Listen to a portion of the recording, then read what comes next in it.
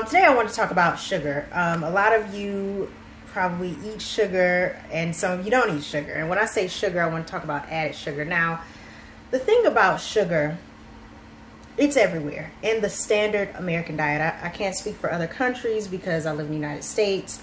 And we have sugar in everything. I mean, chips have sugar, oatmeal has sugar, milk has sugar. Just everything you think of. Cereal has sugar. It's in everything. I went to an undisclosed restaurant once. It's a breakfast restaurant, and I still love the restaurant.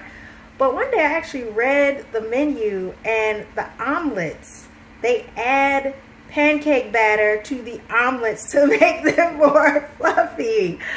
And of course, pancake batter has sugar. So, like, literally, if I wanted to do, some non-carb type of meal and want to get an omelet, well, there's sugar in the omelet.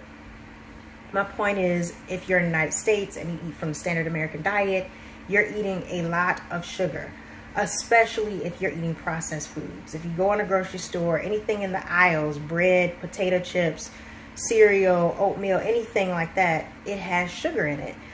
So I was thinking about this today and thinking about weight loss, and when my clients ask me about, what can they eat, any sweets, is any of it good for you? And I'm like, to be honest, here's the honest truth. For a standard American, it's not, because we eat too much sugar. We consume too much sugar. The American Heart Association has said that most women should consume, and this is just a guesstimate, I believe it's about 20 grams of sugar per day, and most men should do about 36 grams of sugar per day. And the average American does about 200 to 300 grams of sugar per day. And it's not necessarily because we're just constantly adding sugar. It's because it's in everything that we eat for a standard American diet, unless you're an incredibly healthy person. But any type of carb, any type of bread, it has sugar in it. So, okay, what's my point, Tiffany? The point is that in order to reduce your fat, you need to reduce your sugar intake. So, your body, what happens when you increase the sugar in your body? This is a very simplified, summarized version of Anatomy 101. When you take in sugar in your body, it turns to glucose, which is sugar. And when you take in sugar in your body, I mean, anything that's not a healthy fat or protein is sugar. So bread, fruit, vegetables, that's all. When it comes into your body, it becomes glucose, becomes sugar, which in turn spikes your insulin. And what that does, it tells your body, insulin tells your body, okay, let's start burning the glucose. Let's burn the sugar. They're getting ready to go for a race. Let's burn it all up. But what happens in the standard American life? We're not going for races. We're just sitting at our desk eating potato chips.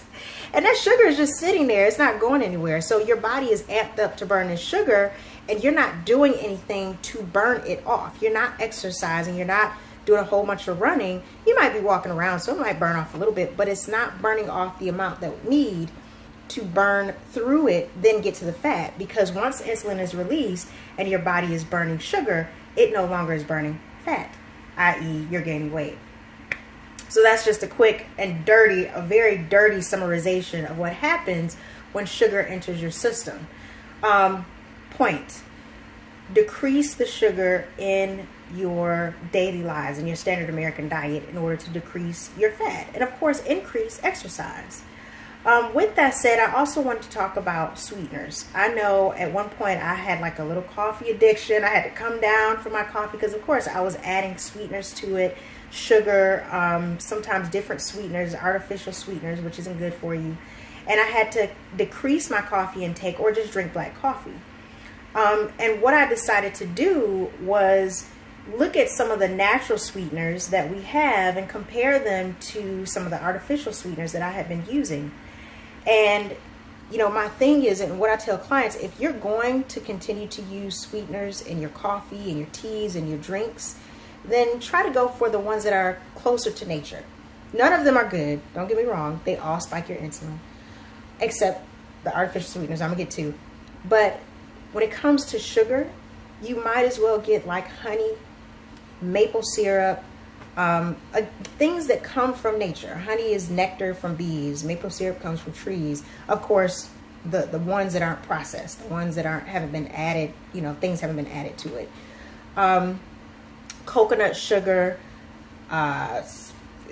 date sugar, although date sugar, I've tried it before, it's not as sweet, and it definitely does not melt into liquids as well. You can put it in like maybe baked goods, but it doesn't melt. But I love medjool dates when I'm making little treats, so that's awesome just to use them raw.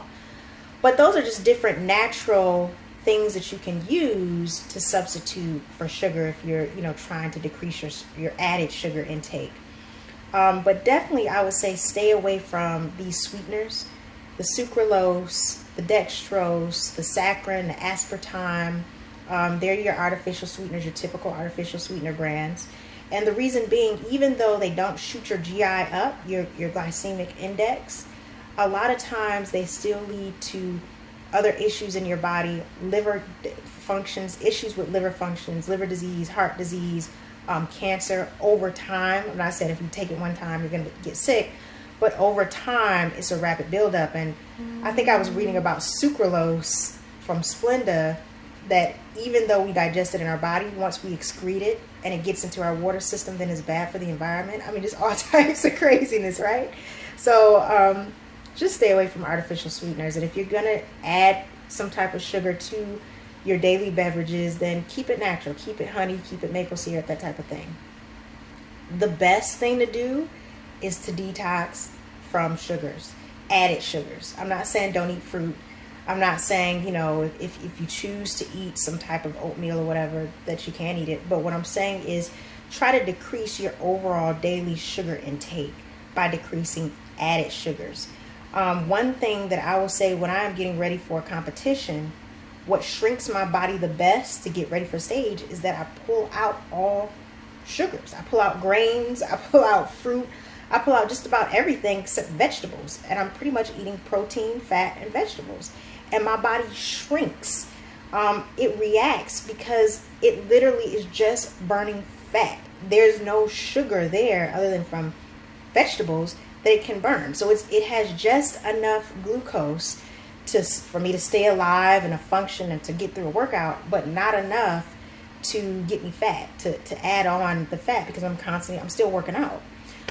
So yeah, just wanted to talk about that. Just really wanted to get into this whole concept of sugar and talk about it. Of course, I'm going to be talking about it more, but I hope you guys enjoyed it. And I hope that helps, because so many people have questions about sugar and is it good? Is it bad? Is it the devil? I don't think any food is the devil.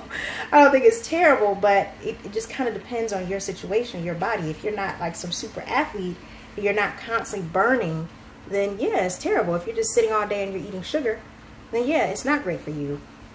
If you're eating from a standard American diet most days and 90% of the time, then no, it's not great for you. Now, if you're maybe in a different country and you only eat sugar like every couple months, then that's totally different. Then it's not going to hurt you. It's not going to affect you that much. So again, it's all in the context of your environment, where you are, and what you're eating on a daily basis that really affects your health. But again, that goes back to creating a healthy lifestyle plan around your life, and not just adopting some diet that everybody else is doing, but creating a plan that fits your life, your environment, your everyday world, that is best for you and works for you, so that you can be sitting at your desk every day and still burning fat. It's possible. All right, guys, if you want to get in touch with me, this is Tiffany from BodyWealthAndWellbeing.com. You can email me at Tiffiny, Tiffiny, at BodyWealthAndWellbeing.com if you need any help, coaching services, nutrition services, workout, fitness, and training services. I got them all available. Just let me know. Follow me on YouTube, follow me on Twitter, and follow me on Facebook, Tiffany Fambro or Body Wealth and Wellbeing. All right, guys, talk to you later. Bye.